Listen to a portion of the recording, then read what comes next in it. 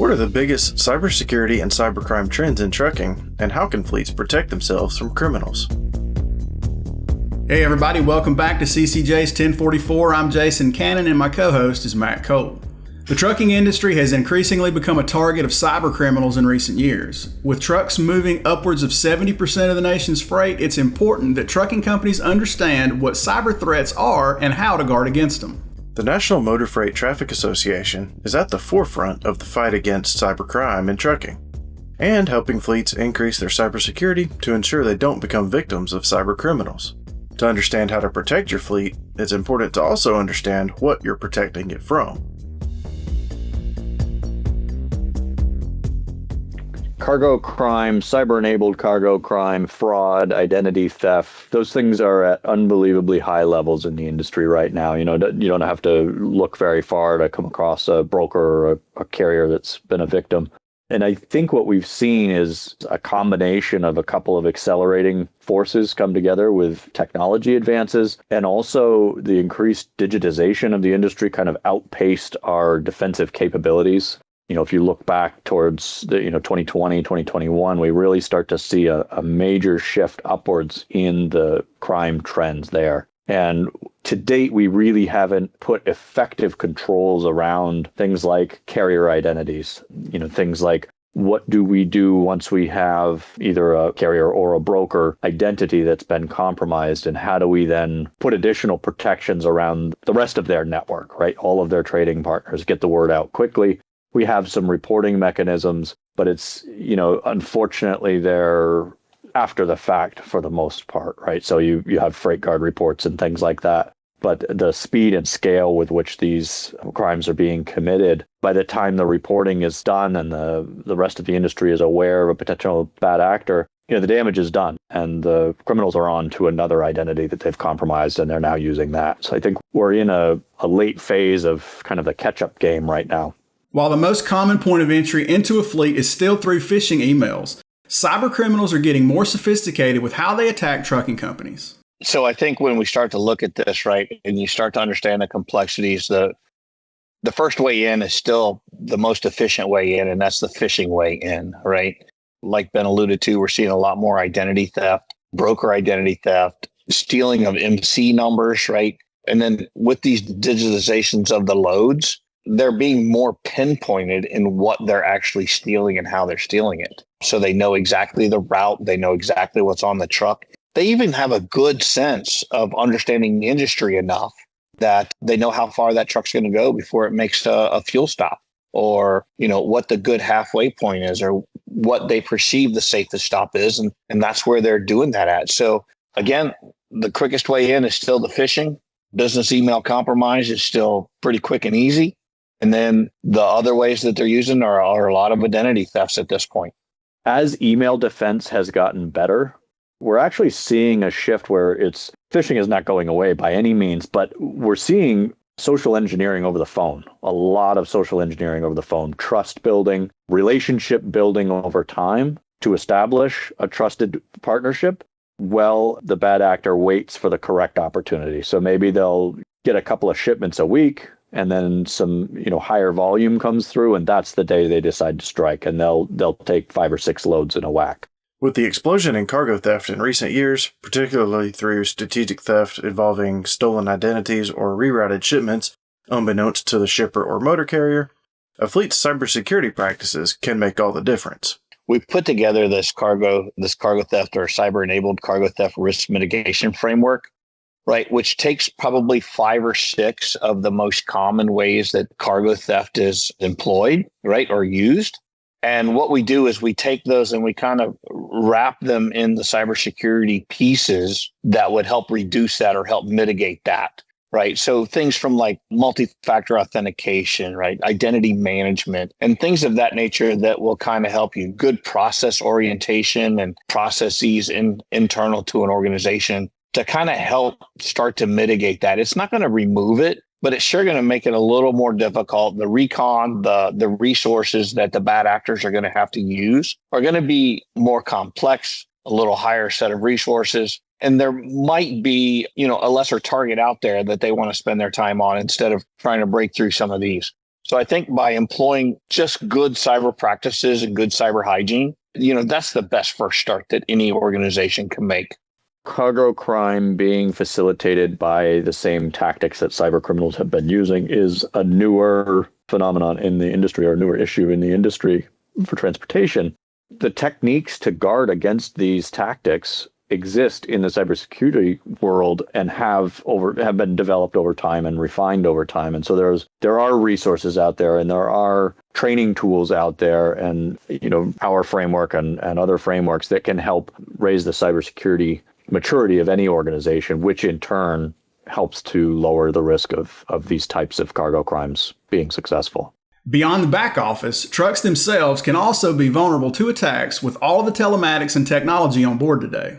That's a big focus that NMFTA has had for quite some time. It's actually how we started in the cybersecurity arena in transportation, is looking at the hardware and the telematics. As the volume of technology and the sophistication of the technology on the vehicles has increased, anytime that happens, the potential attack surface widens. And so there's very real concern. These technologies are required for modern transportation, and so we don't want to scare people away from deploying these types of technologies. But one thing that we really are stressing, and a lot of our research is going into right now, is understanding the supply chain behind the devices and the technology, and really focusing on choosing wisely at your procurement stages. Understand what's on the vehicles that you're speccing. Understand where the telematics devices are made, where the cameras and other sensors and technology on the vehicle is made, understanding how it's tested. What is the security testing process? Because in any connected technology, there are inherent vulnerabilities that need to be addressed. And there are manufacturers that are more and less security minded across the supply chain. And so really doing your due diligence in that arena, I think, is paramount. We're heavily invested in digging into those concerns here at NMFTA. Data privacy and data security is a legal gray area in many respects. States like California and Illinois have very strict data privacy laws, while some states are more lenient. With trucking being an interstate business, the lines get blurred. Well, when we start to look at this from a compliance standpoint, right, it's really a whack-a-mole type of situation right now, because each state is kind of producing its own sets of privacy regulations, right? Unfortunately or fortunately, right, Europe has adopted something called GDPR, which is an overarching privacy policy across the entire EU.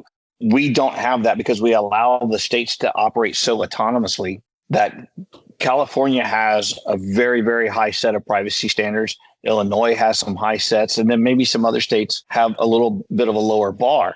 And it's interesting because there's not enough compliance-backed court type of cases yet that bring all of this into place. What was the privacy regulations of the headquarters of the unit? Was it at the transfer station of one of the carriers, right? Was it in the state of the highest privacy law, right? So those are kind of some nuances that have yet to be challenged in court, unfortunately. And we're probably going to see this start to happen over the next few years. But when you start aggregating all of this together, if you operate in the state of California, and the state of California being the most restrictive, then you probably ought to, up your privacy and your data standards to that level so you can be compliant with everybody that's below the state of California, right? But with that, making sure that you have encryption in transit and encryption at rest, backups are encrypted, all of these type of, I want to say normal, but good cyber hygiene practices, right? When it comes to your data, understand that your data is your keys to your kingdom. And when you have data like that, whether it's privacy or proprietary, right, which can be completely different or the same at that point in time, but understanding your responsibility as the owner of that data or the transmitter of that data, that you actually have inherent responsibilities to make sure that you've safeguarded that in process. And I think one thing that I always like to add with concerns about data privacy and data security is the idea of data minimization as well. And a lot of organizations tend to store all of the data they collect. And you want to make sure you're minimizing the data that you keep in order to minimize the risk of data being exposed in a breach. So obviously keep data that you need for your operation, but Don't just keep everything because because it comes in. Really understand what you need operationally or for compliance reasons or financial records or things like that. But you really pare down that excess data that may or may not be required for your operation, and don't hold on to that unnecessarily. Ben says fleets should also carefully manage who has access to what within their TMS. One of the things that's really important is, number one, access across these systems is really important to manage carefully, right? Not everyone that needs access to the system needs access to the same parts of the system or to have the same level of access, even within a single practice area in the systems. So that would be number one, is ensuring role-based appropriate access to your TMS or your other fleet management systems. But then also, again, like I already mentioned, you want encryption at rest, encryption in transit. We also want to make sure that we have strong onboarding and offboarding procedures. So, often provision a new employee with the access they need and everything's great. But then when that person changes roles or leaves the company, it's important to have controls in place so that their management is either tailored or removed when those transitions happen as well, to limit kind of lingering access or over access for someone in a new role. Not only do we have to manage people, right? Manage people with their roles or their attributes, right, on how they're going to have their control, but we also have to manage parts of the network that have access to other parts of the network. For instance, the maintenance bay probably doesn't need access to the main headquarters network. The dock probably doesn't need access to the maintenance bay network. And what these things do is just kind of segment the network, that we can kind of shut parts down, when we find things that are hanky, to use the technical term, right, that are just not right in that side of the network. We can segment that side of the network off and keep the rest of the network safe, and vice versa, wherever that problem occurs. So it's not only making sure that systems, or making sure that people have the right accesses in the right roles, but systems or networks of systems have the right accesses and the right segmentation in place. And that kind of makes the unit itself, the organization itself, it kind of puts it in a much higher state of readiness, because now, instead of just breaching one section and being able to go anywhere you need to, or breaching one account, now you have to actually traverse purposely to get into places that you can't get into, which is much easier to recognize from a defensive posture than to recognize everybody going everywhere at all the times. Fleets looking to protect themselves beyond their cybersecurity systems in place can look into cyber insurance, but it's important to understand what it covers and what it doesn't. The thing with cyber insurance is it really does vary from insurance carrier to insurance carrier and policy to policy within those insurance carriers, and then what you're trying to cover against. There is a common misconception that cyber insurance can be an alternative to spending money on a ton of cybersecurity internally. And right out of the gate, we have to dispel that myth, because there are cybersecurity best practices and kind of baseline controls that you're going to have to put in place before you qualify for cyber insurance, period.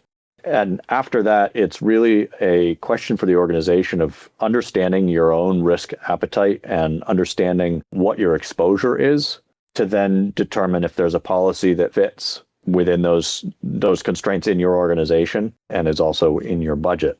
So it's really a very personal decision for each organization to make about how it fits in their risk model, their organizational model, their financial model. It can be an extremely useful tool, particularly when it comes to coordinating an incident response. Often a lot of insurance carriers provide incident response handling, and they have connections already pre-made, with incident responders. They can help on the legal side, kind of scaffolding that plan. But there are organizations for which it's not going to be a good fit. And it may just be, like you said, it may just add a line item on the insurance budget without adding a lot of benefit to them if it's not properly scoped for their organization. If there's one piece of advice that I can absolutely, anybody looking into cyber insurance, is this is truly one of those things where you need to read the fine print. What does it cover? How does it cover it? What is my responsibility for it to be covered, right? And Ben alluded to it, meaning in cybersecurity insurance has been our best friend and our worst friend in a lot of ways, right?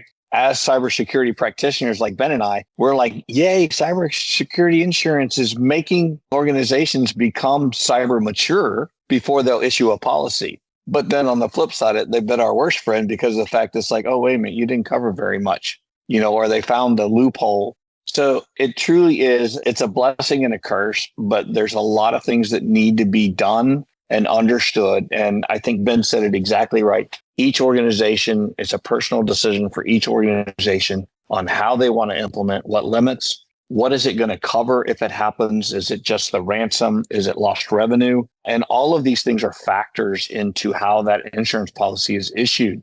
So it's truly a read the fine print because the devil's in the details. With all these threats in mind, fleets need to have a plan in place in the event that they do get hit with a cyber attack. I can't stress enough, build a plan, exercise that plan, practice that plan, figure out what the holes in the gap. Don't just pat everybody on the back that we made a plan and we executed it flawlessly in a training exercise. Look for the gaps in that plan so that you know how you're going to fill those gaps. But have a plan and practice that plan so that when it happens, whether you throw the plan out the window or whether you use it step by step, the situation will dictate that. But at least you've already have the cognitive senses to start working through that you should have had a plan. Step one is to get some experts involved as quick as possible. If you have an internal security team, make sure that they're on board as quick as possible, right? An internal IT team that has some understanding of cybersecurity and the practices to do. If you don't and you're using an MSP or an MSSP, reach out to them immediately and get them on the phone and say, hey, look, I think we've been breached.